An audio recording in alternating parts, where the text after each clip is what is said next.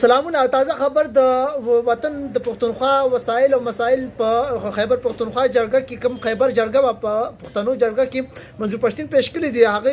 هغه تعداد او د هغه ټول ډیټا سره زه په دې ویډیو کې وایم خو ویډیو سره حتمن شیر کې مکه ویډیو سره د ملګرو سره شیر کړ د اولانې چې کوم د مسمار ګر مطلب کوم چې ورانشوي کورونه دي په پښتونخوا کې دا دي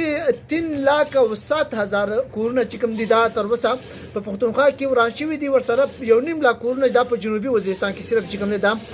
ورانشوي دي دویم نمبر په کې کوم ورانشوي مدرسې او جماعتونه چې کوم دي هغه ټوټل دي تقریبا 1000 پورې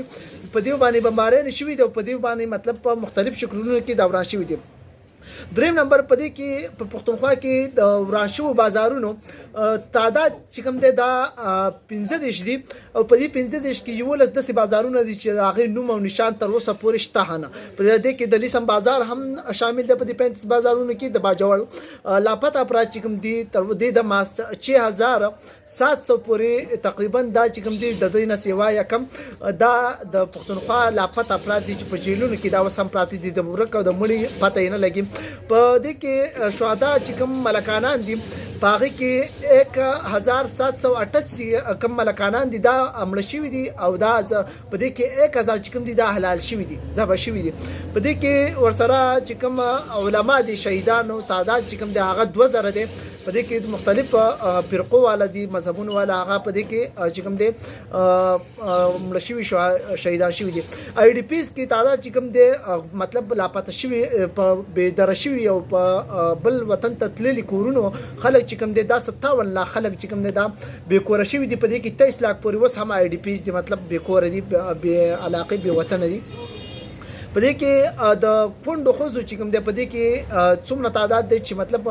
کمې خزب کونډې شوی دي په دې جنگ کې خاوندان یې هغه شهیدان شوی دي په دې کې تقریبا د 27000 خزې دا وخت چې کوم دي دا کونډې شوی دي د وطن د شهدا او چې کوم خزې دي بلاک شناختی کارډونه په دې وخت کې 2,17,007 شناختی کارډونه د پښتنو د بلاک دي په دې کې د پښتونخوا د سواد نوای تر کوټه پورې چې کوم زمکه نیول شوی د 10 لاک ایکړه زمکه چې کوم د وسه پورې په دې باندې قبضه ده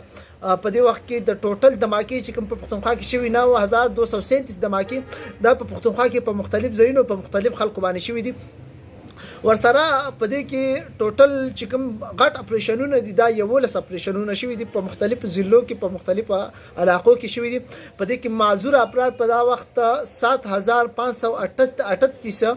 دا معذور افراد دي چې کوم باندې بمونه ته یا داسې دي چې لینډ ماینز کې شکار شوی دي په دې کې د چا لاسونه د چاخ په نشته دا مکمل تفصيلات راروان چې کوم تفصيلات دي دا هم ډیر زیات دي نو دا ټول سره حتمن مکه ملګرو سره شیر کې او دا ویډیو د سره مکه خبره کوي